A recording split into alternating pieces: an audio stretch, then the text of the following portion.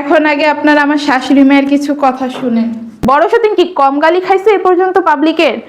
আরো বেশি খাইছে আমার চাইতে। আমি এ পর্যন্ত যা গালি না খাইছি তার চেয়ে আরো বেশি খাইছে ও। মজা হয় নাই? মজা হয় নাই? আরো সুন্দর লাগবে। আমরা যে বড় সতীন মেয়ের জন্য এই জামাগুলো পাঠাইছে আমার খুব পছন্দ হয়েছে, এটা সেটা। সেখানেও বলতেন ওদের ওদের মিল আছে, কিন্তু আমাদেরকে দেখায় ওদের মধ্যে ঝামেলা। কিন্তু আসলে তো আমাদের মধ্যে ঝামেলা। এখন কি সবসময় শুধু আমার নামে বদনাম করবে? আমি তার বউ না, আমাকে নিয়ে সংসার করা লাগবে না নাকি? আপনি থাকি না বাড়ির যে 5-6 শতাংশ জায়গা আছে, বাড়ি এই সব কিছু মিলিয়ে কোটি টাকার উপরে আছে। তো ওরা কোটিপতি নাকি আপনি কোটিপতি? আপনি হয়তোবা থাকেন কোন। আগামীতে আরো সুন্দর এনে দিব। হ্যাঁ, কাকে দোকানের কেক পছন্দ বেশি। আসসালামু আলাইকুম everyone, welcome back to my আমার মেয়ের জন্মদিনের ব্লগে আপনাদের সবাইকে ওয়েলকাম। আর আজকের কেকটা কিন্তু আমি নিজের হাতে বানাইছি। মনে হয় না অত প্রফেশনাল হয়েছে, কারণ আমি অত ভালোভাবে কেক বানাতে পারি না। আর এটা কালকে যে শাশুড়ি মা মেয়ের জন্মদিন উপলক্ষে মাইক্রোওভেন নিয়ে মানে আমার এত পচানি দিছে, আমি নাকি এখনো পর্যন্ত কিছু চিনি না। অথচ আমি মাইক্রোওয়েভ ওভেন, তারপরে কনভেনশনাল ওভেন, তারপরে ইলেকট্রিক ওভেন সব কিছুই কিন্তু জানি। আর সবগুলো আলাদা আলাদা যে সেটাও আমি জানি। ইচ্ছে করে বলছি, একদম ভালো কাজ করছে। আরও 10টা কমেন্ট বেশি আসছে। তো আমার শাশুড়ি মা আগে কথা বলবে, তার আগে আগে আমার শাশুড়ি মা কথা বলবে, পরে আমি যা বলার বলবো। আর বড় সতীনের জামাটা পরেই কিন্তু মেয়ের জন্মদিনটা পালন করা হচ্ছে। কি কারণে, কেন, সেটা অবশ্যই বলবো। এখন আগে আপনারা আমার শাশুড়ি মায়ের কিছু কথা শুনেন। হ্যালো, আসসালামু আলাইকুম। আমি অনেক দুঃখিত, আমার বড় বৌমা আমার পাশে নাই। ওদের গিফট আমরা গ্রহণ করছি ঠিকই, বড় বৌমা থাকলে অনেক খুশি হইতাম। আমি ওভেন দিয়েছি, নতুন কেক বানাচ্ছি, আমার নাতিকে পাশে নাই, সেজন্য আমি দুঃখিত। তারপরও আমি কাটতে বাধ্য হয়েছি। আমার নাতিন এবার একটু বুঝে গেছে। বার কেক আমি বড় দোকান থেকে সবচেয়ে দামি কেক কিনছি, আমার নাতিন বুঝতো না। এবার আমি ছোট কেক নিজের হাতে ওভেন কিনে দিয়েছি। আমার নাতিনের অনেক কেক পছন্দ, যেন প্রতিদিন বানিয়ে আমার নাতিনি খেতে পারে, সেজন্য ওভেন গিফট করেছি। তার কেক পছন্দ, প্রতিদিন আমার আনা সম্ভব না, আমার এখন বয়স হয়েছে। আর আপনারা দোয়া করবেন যাতে আগামী আমার নাতির জন্মদিন এপ্রিলের 24 তারিখে যেমন আমার নাতি আর আগে আমার কাছে ফিরে আসে, তার জন্মদিনটা যেন আমরা ধুমধাম ইয়াতেই করতে পারি, সেই জন্য দোয়া রাখবেন। আপনারা সবাই আন্তরিক শুভেচ্ছা। আর এই যে এই সাইডটা বাচ্চারা, ঘরে বাচ্চা কাচ্চা আছে তো একটু নষ্ট করে ফেলছে, কোনো ব্যাপার না। আসো এবার কাটি, আসো সবাই আসো।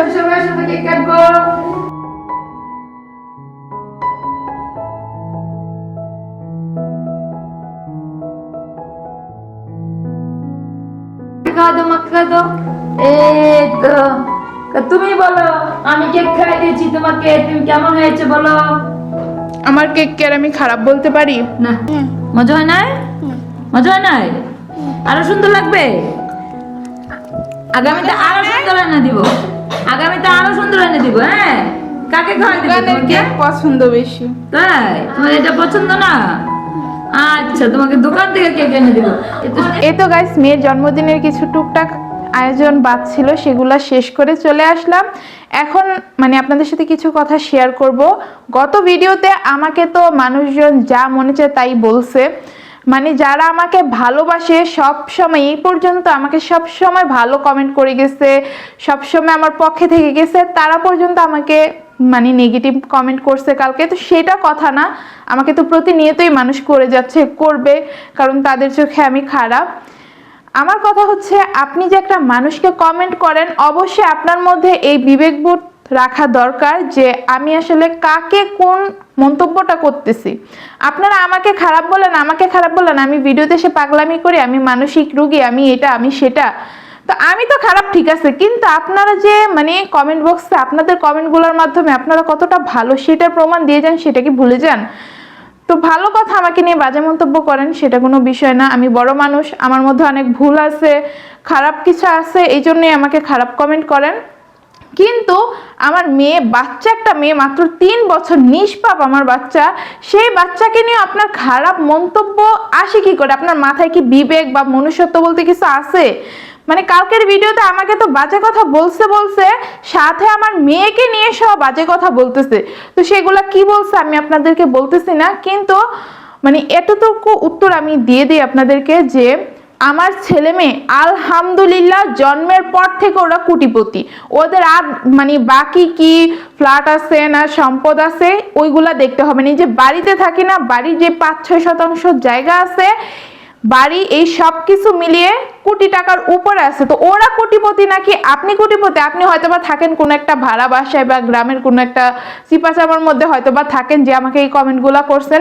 তো আপনার মুখে তো এইসব কথা মানে না। আর কোথায় থাকেন সেটা বিষয় না, আপনি যে বাচ্চা নিয়ে মন্তব্য করে আপনি কতটা বিবেকবোধওয়ালা মানুষ সেটার প্রমাণটা আপনি দিয়ে গেছেন। আর বাচ্চা নিয়ে মানে অবশ্যই কমেন্ট করার টাইমে একটু লিমিট রেখে কমেন্ট করবেন। বাচ্চা নিয়ে কোনো ধরনের বাজে মন্তব্য করবেন না, সেটা আমি কোনোভাবেই সহ্য করব না। একবারে সাথে সাথে আমার চোখে পড়ার সাথে সাথে আমি ওই সব মানুষদেরকে ব্লক করে দিব।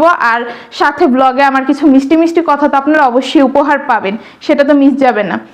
তারপরে আমার বাচ্চার বিষয় গেল, বলতেছে যে আমার জামাই খারাপ, আমার শাশুড়ি খারাপ। যেহেতু শাশুড়ি ভিডিওতে টুকটাক আসে, কিছু কথা বলে আপনাদের সাথে, তো তাকে নিয়ে পর্যন্ত আপনারা বাজে কথা বলছেন আমার শাশুড়িকে নিয়ে। আমি কিন্তু একদিন ব্লগে বলে দিছি যে আমার শাশুড়ি মাকে নিয়েও কখনো কেউ বাজে কথা বললে সেটা আমি সহ্য করব না, তাকেও আমি চ্যানেল থেকে ব্লক করে দিব। দরকার নেই ওই মানুষের, আমার যে মানে গুরুজনদেরকে সম্মান দিতে জানে না তাকে মানে দরকার নেই। আর সব গুরুজন সমান হয় না। এখন আবার আমাকে বলবেন যে আমি গুরুজনদেরকে সম্মান দিতে জানি না। সব গুরুজনরা সম্মান পাওয়ার যোগ্য হয় না। কিছু কিছু গুরুজন আছে যে তাদেরকে দেখলে মন চাইবে যে পায়ের নিচে গিয়ে বসে থাকি, যে একে কেন পাই না। তো সেই রকম একজন মানুষ হচ্ছে আমার শাশুড়ি মা। আপনারা যে বলেন যে আমার শাশুড়ি দেখে না, আমার শাশুড়ি দেখে না, আপনারা তো আজাইরা মানুষ। একটু ঘরের কাজবাজ করে বা বাচ্চারে কোলে নিয়ে সময় পান ফোন দেখার মতো, আমার ব্লগ দেখার মতো, আমি কি উল্টাপাল্টা কথা বলি মানসিক রোগীর মতো, সেগুলো দেখার মতো সময় আপনারা পান। কিন্তু আমার শাশুড়ি মার এই সময়টা একদমই নাই আপারা। যেটা সত্যি কথা, সে চালায় একটা বাট্টু ফোন, 1000 টাকা না 900 টাকা তার ফোনটার দাম, 1000 টাকাও না দাম। তো মানে সেই বাটন ফোনটাও সে চালানোর টাইম পায় না। তার শুধু কল আসতে থাকে, এই জায়গা থেকে এই রুগী, ওই জায়গায় ওই রুগী, একটু আসেন আপা আমার রুগীটাকে দেখে যান।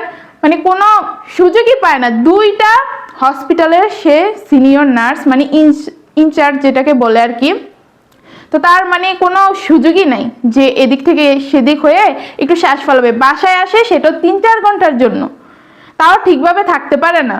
আয়সা মনে করেন যে ফ্রেশ হয়, হসপিটাল থেকে আসলে তো আর এভাবে থাকা যায় না, হসপিটালটা জিনিসটা তো আপনারা বুঝেনি। তো এসে ফ্রেশ হয়, আয়সা তার মন চাই যে নাতি নাতনিকে একটু টাইম দিবে, দেয়, তারপর একটু রেস্ট করে আমি ওই মাঝখানের টাইমটায় রান্নাবান্না করে তাকে দেই, নিয়ে চলে যায়। আর মাঝখানে আপনারা যেই তাকে দেখেন ব্লগে টুকটাক আসে, সেটা আমি বলি যে আম্মু আপনি যদি একটু কথা বলেন তাহলে ভালো হবে, একটু কিছু বলে যান, এটা সেটা আমি একটু বলে দিই, যে সেটাই সে বলে আর কি। ক্যামেরার সামনে কিন্তু ঠিকমতো আমার শাশুড়ি মা কথাও বলতে পারে না, কারণ সে ক্যামেরার সামনে তো অত অভ্যস্ত না। কিন্তু সামনাসামনি তার কথা শুনলে, তাকে দেখলে শুধু আপনার এভাবে তাকাই থাকতে মন চাইবে, মাথাটা নিচু করে দাঁড়ায় থাকবেন যে ওরে বাবা এটা আমি কি দেখতেছি। আর আমাকেও যারা আজে বাজে কথা বলেন না, সামনে পাইলে এটা করবেন সেটা করবেন, তারা যদি আমাদের সামনাসামনি দেখেন না, কিচ্ছু বলার মতো সাহস হবে না। ওই যে কমেন্ট বক্সে আপনাদের যত বাহাদুরি, সামনাসামনি আপনারা কিছুই পারবেন না। তো আমার শাশুড়ি মাকে নিয়ে অবশ্যই কোনো বাজে মন্তব্য করবেন না।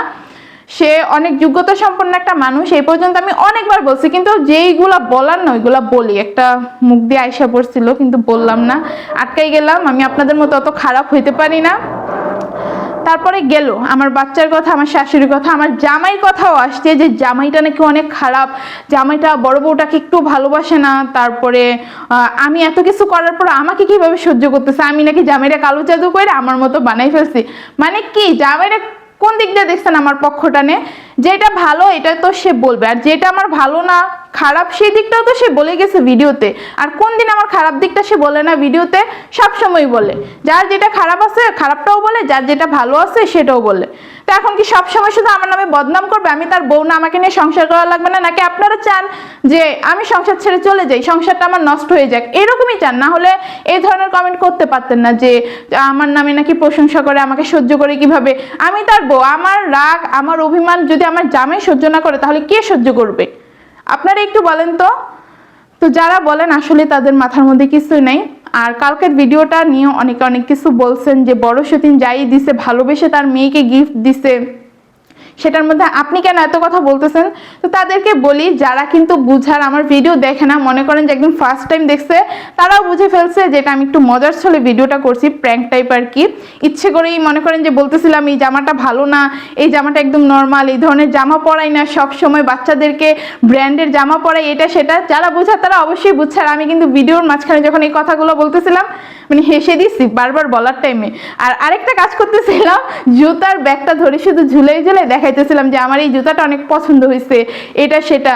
আসলে বড়শদিন যা দিছে সবকিছু অনেক ভালো দিছে। আর যদি খারাপ দিত, আমি কি মেয়েকে আজকে পড়াইয়া তারপর জন্মদিন পালন করতাম ওই সেম ড্রেসে?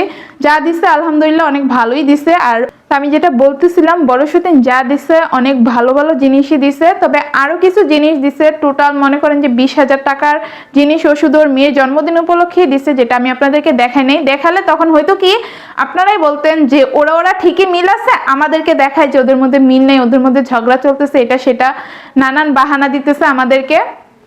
আবার মানে আমি যদি কালকের গিফটগুলো সুন্দর করে দেখাইতাম না যে বড়শদিন মেয়ের জন্য এই জামাগুলো পাঠাইছে, আমার খুব পছন্দ হয়েছে, এটা সেটা, সেখানেও বলতেন ওদের মিল আছে, কিন্তু আমাদেরকে দেখায় ওদের মধ্যে ঝামেলা। কিন্তু আসলে তো আমাদের মধ্যে ঝামেলা চলতেছে। আর গিফটগুলো আমার কাছে খারাপ লাগে নাই, আমি শুরুতেই বলছি। আর এই প্রথমবার আমাদের মেয়েকে হচ্ছে ও 3 পিস কিনে দিছে। আগে কখনোই আমাদের মেয়েকে আমরা এই ধরনের ড্রেস পরাই নাই, একদম নতুন মানে কি বলবো আনকমন একটা ড্রেস দিছে, যার কারণে আমার ড্রেসটা খুবই ভালো লাগছে, জুতাগুলো ভালো লাগছে। আর সবগুলা জিনিস ভালোই দিছে, ব্র্যান্ডেরই দিছে। ব্রাশটা ওইটার দামই, শুধু একটা ব্রাশের দামই 250 টাকা ছিল। আর ওই যে একটা বক্সের মধ্যে তুলি ব্যান্ডগুলা, ওইগুলা ছিল 200 টাকা। তো জামা কাপড় বুঝতে পারতেছেন ভালোই দিছে। ভালো না হলে কি মেয়ের জন্মদিনে পরাইতাম? ভালো ড্রেস দিছে দেখেই পরাইছি। আমার কাছে ওই ড্রেসটাই বেশি ভালো লাগছে, এই কারণে ওই ড্রেসটা নিয়ে বেশি পচাপচি করছি, যেগুলা কি দিছে, চুমকি পুঁতি বসানো কম দামি ড্রেসের মতো, প্রজাপতি বসানো, ড্রেসটা কি শক্ত, ছি এই ড্রেস আমার মেয়ে পরবে কিভাবে। মানে আমার নিজেরই মজা লাগতেছিল, আমি নিজেই বারবার শুধু হাসতেছিলাম ভিডিওতে এই কথাগুলো বলে। তো আপনারা বুঝতে পারেন না, সেটা আপনাদের বিষয়।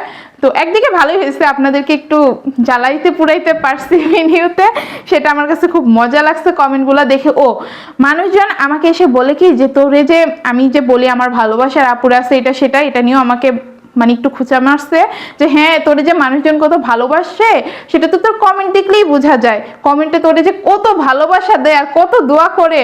তো আমি তাদেরকে বলি ডেইলি আমি হাজার হাজার মানুষকে ফেস করতেছি, আমাকে নেগেটিভ মন্তব্যের মানে কি ভয় দেখান আপনি? আমি যদি ভালো থাকি তখনও আমার নেগেটিভ কমেন্ট আসবে। মনে করেন যে আমি একদম ঘুমটা দিয়ে হিজাব নিকাব করে ভিডিও করতে আসছি, যেটা আমাকে বলে যে হালালভাবে ভিডিও করা যায়, তখন আমার কাছে কমেন্ট আসতো কি বলেন তো, ছি ওই না ঘুমটার নিচে ঘুমটা নাচায়, আমাদের গ্রামের ভাষায় ঘুমটার নিচে ঘুমটা নাচায়, না হলে কি অনলাইনে ভিডিও করতে আসে? তো এইসব কথা বলতেন। এখন আমি হচ্ছে নর্মালি একটা মেয়ে যেভাবে চলে ঠিক সেভাবে আমি ভিডিওতে আসি, সেখানে আপনারা বাজে কমেন্ট করতেছেন, তাহলে তফাৎ কোথায়? আপনারা কি বাজে মন্তব্য করা বন্ধ করে দিতেছেন? অবশ্যই না। আমি যা করব তাতেই আপনাদের খারাপ লাগবে, তাতেই আপনারা বাজে মন্তব্য করবেন। আর আমি ছোট সতীন হিসেবে তো সবার কাছেই খারাপ, যে আমি আরেকজনের সংসার ভাঙতে আসছি এটা সেটা। তো আমাদের মধ্যে সম্পর্ক কেমন কি আমরা কিভাবে আসছি সেটা তো একমাত্র আমরা জানি। আর বড় সতীনকে যে ভালো ভালো বলেন, বড় সতীন কি কম গালি খাইছে এ পর্যন্ত পাবলিকের? আরো বেশি খাইছে আমার চাইতে। আমি এ পর্যন্ত যা গালি না খাইছি তার চেয়ে আরো বেশি খাইছে ও।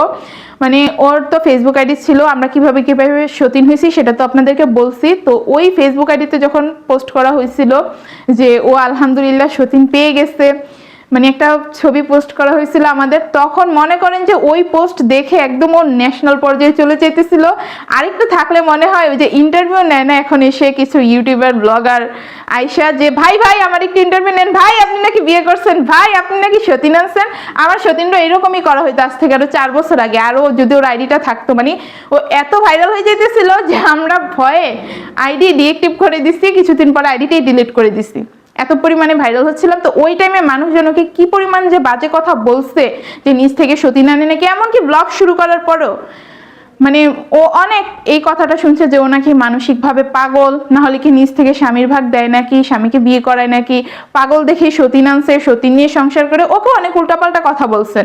তো আমি মানে ছোট সতীন হিসেবে তো সবার কাছে খারাপ, তো আমি না হয় একটু বেশি বেশি মানুষের আজে বাজে কথা শুনলাম, তাতে সমস্যা কি? তাতে তো আমার ভিডিওতে ভিউস আসতেছে, ওয়াচ টাইম আসতেছে, আমার টাকাও আসতেছে, আমার তো কোনো সমস্যা নেই। আরো বেশি করে আমি মানে কি বলবো, আমি পারি না আর কি, একটু ভদ্র মানুষ তো, তাই আসলে ভিডিওতে এসে উল্টাপাল্টা কথা বেশি একটা বলতে পারি না। এই যে কতদিন ইচ্ছা মতো রাগ দেখাইছি, আজকে আবার আমি হাসতেছি, আপনাদের সাথে মজা করতেছি, আসলে পারি না। যদি ধরে রাখতে পারতাম না, আমি মনে হয় যে এতদিনে ভাইরাল হয়ে যেতাম। আর আপনারা ওই যে আগে আমাদের নেগেটিভ কমেন্ট কেন দেখতেন না জানেন? কারণ ওইগুলো আমি সব ব্লক করে দিতাম। যারাই নেগেটিভ কমেন্ট করতো তাদের সবাইকে আমি চ্যানেল থেকে ব্লক করে দিতাম, যার কারণে আপনারা ওই যে আমাদের কমেন্ট বক্সে ঢুকলে কোনো ধরনের খারাপ কমেন্টই পাইতেন না, সব ভালো ভালো কমেন্ট দেখতে পাইতেন। তো আগে আমি কেন ডিলিট করে দিতাম, যে আমার অডিয়েন্স আসবে, আমার এদিকে একটা সুস্থ পরিবেশ পাবে। কারণ সব জায়গায় গিয়ে তো তারা নেগেটিভ মন্তব্য দেখে, গালাগালি এটা সেটা দেখে, কিন্তু আমার এখানে এসে যাতে ভালো ভালো কমেন্ট সবসময় তাদের নজরে পড়ে। কিন্তু আমি একটা সময় এসে বুঝতে পারলাম যে আসলে আমি যতই না মানুষকে ভালোটা দেখাইতে চাই, মানুষ কোনোদিনও ভালোটা গ্রহণ করবে না, মানুষের কাছে ওই খারাপটাই দেখতে ভালো লাগে। তো আমি খারাপই থাকি, যেহেতু আমাকে সবাই খারাপ মানে। তো এই কারণে আসলে এখন আর ভালো থাকার ইচ্ছাও নাই, যে যা নেগেটিভ কমেন্ট করে সব কমেন্ট আমি রেখে দিই। আর শেষে যে একটা কথা না বললেই না, সেটা হচ্ছে এই যে আমার মেয়ের জন্মদিন, ধরতে গেলে এটাকে কোনো জন্মদিনই বলা যায় না। ডিসেম্বর মাসে সবার বাড়ি থেকে মেহমান হয়, টুকটাক ভালোই মেহমান হয়, সবাই মিলে এমনিতে একটা পিকনিক করে ওই রকমই হয়ে গেল, শুধু একটা কেক কাটা হলো যে আমার মেয়ের জন্মদিন, আজকে জন্মদিন, এটা তো সবাই জানে। সেই উপলক্ষে মনে করেন যে একটা কেক কাটা হয়ে গেল। আর এই অবস্থায় কি জন্মদিন পালন করা সম্ভব? যার কারণে আমাদের জন্মদিনটা আসলে পালন করা হয় নাই। এমনিতে একটু বাচ্চা মানুষ তো, কি বলবো, একটা শক্ত আছে, যার কারণে নিজেই ঘরে, বাইরে থেকেও কোনো কেক আনি নেই, আমি নিজে ঘরে কেকটা বানাইছি। দেখতেই পাচ্ছেন মানে এই কেকটার অবস্থা কেমন ছিল সেটা দেখতে পাইছেন, আমি ঠিকভাবে কিছু করতেও পারি নাই। তা আমার ছেলে নাই, সতীন নাই, সেখানে আমি কিভাবে ধুমধাম করে জন্মদিন করি আপনারাই বলেন। তো আমি এখন পর্যন্ত এত খারাপ হইতে পারি নাই যে আমি আমার আরেকটা সন্তানকে দূরে রেখে আরেকজনেরকে নিয়ে একদম অনেক মাতামাতি করব, অত খারাপ আমি এখন পর্যন্ত হতে পারি নাই। ইনশাল্লাহ আব্দুর রহমানকে তো কথাই ছিল যে জন্মদিনের টাইমে আনতে যাবে, তো যেহেতু বলছে আরও 2-3 দিন পরে যাবে, খুব তাড়াতাড়ি যাবে বড় সতীনকে আনতে। ইনশাল্লাহ আমার ছেলেও খুব তাড়াতাড়ি আমার কাছে চলে আসবে। তো ওরা আসার পর সেই খুশিতে কোনো একটা পার্টি তো করতেই হবে। তো তখন হচ্ছে ধুমধাম করে আব্দুর রহমানের জন্মদিনও খুব তাড়াতাড়ি, এপ্রিলের 25 তারিখ, আর 2-3 মাসের মতো আছে আর কি। তো এপ্রিলের 25 তারিখে জন্মদিন, সেটা আমি কথা দিচ্ছি খুব মানে ধুমধাম করে করব, একদম ক্লাবের মধ্যে অনেক মানুষজন ডেকে সুন্দরভাবে ওর জন্মদিনটা করব ইনশাল্লাহ। আপনারা সবাই দোয়া করবেন আমার ছেলে যাতে খুব তাড়াতাড়ি আমার কাছে চলে আসে। ওদের মানে ওকে বড় সতীনকে আমি কত দিন ধরে দেখতে পারতেছি না, কথা বলতে পারতেছি না, আমার বুকটা শুধু খা খা করতেছে। ওরা তো আমাকে ভিডিওতে ঠিকই দেখতেছে, বকা দেই যাই করি না কেন, আজে বাজে কথা যাই বলি না কেন, আমাকে দেখতেছে, কিন্তু আমি তো ওদেরকে দেখতে পারতেছি না। সেটা নিয়ে আমার অবশ্যই কষ্ট আছে। সবাই একসাথে হয়েছে দেখে মেয়ের মানে কি বলবো, এটাকে কোনো জন্মদিন পালন করা বলে? আপনারাই বলেন, কোনো জন্মদিন পালন করা হলো? তো যাই হোক, ব্লগটা এখানেই শেষ করতেছি। আর বড় সতীনকে বলবো কাজটা একদমই ঠিক হয় নাই, তুমি মেয়ের আজকে জন্মদিন ছিল, নিচ থেকেই চলে আসা উচিত ছিল। এত কিছু পাঠাইতে পারছো, এগুলো নিয়েই চলে আসতো তুমি, আরো সুন্দরভাবে আমাদের সবকিছু হইতো। এখন মেহমানও ছিল বাসায়, অনেক মজা করতে পারতাম। যাই হোক, ব্লগটা এখানেই শেষ করতেছি। আল্লাহ হাফেজ।